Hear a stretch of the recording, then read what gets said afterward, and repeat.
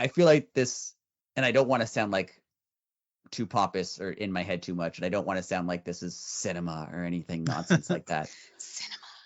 But I do feel like this is kind of an opportunity to talk about what wrestling really is and what it could be and how you can present wrestling, because the way AEW has been presenting themselves over the last couple of weeks hasn't been what mainstream wrestling has been in 30 years or so. Like, they're presenting as a TV show and a drama and a narrative and an art in a sense that I don't think anyone has in a very long time.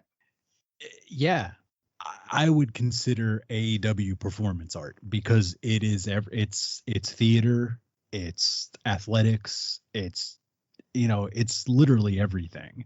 And like, you're right, it's presented in a way that, like, you got to go back to like the early 80s to the last time wrestling was presented this way. And yeah, it's fun. It's a legit like counter to WWE.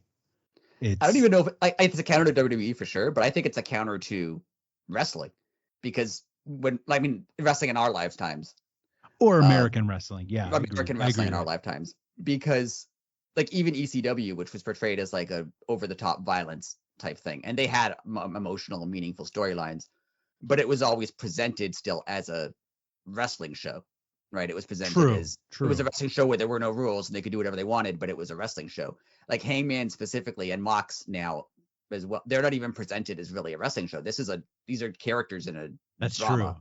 That's true at this point, right? Like Mox and Hangman wouldn't even have to wrestle for months, and they could still be compelling and interesting and have storylines. That's a great point. Like they're presenting themselves as like something different from wrestlers. They're presenting themselves as like scripted characters on a reasonably good drama. It's very interesting. I don't know if this is wow. I don't know if this is is this AEW's direction? Like, is this where they're going? Because if it is, that's really cool. I mean, it looks like it. And I agree, it's definitely cool. Because even I don't know, this could have been just based on the venue that they were in, but Dynamite felt different. Dynamite felt grittier a little bit, not in terms of violence, but like, did you notice when they were backstage, most of the backstage stuff happened in the parking garage? Like, it could have just been the venue that they were in. Oh yeah. Other than the Bucks, who I think this was on purpose, the Bucks when they were backstage had like the Dynamite screen behind them and like the lighting, and it looked like a wrestling promo.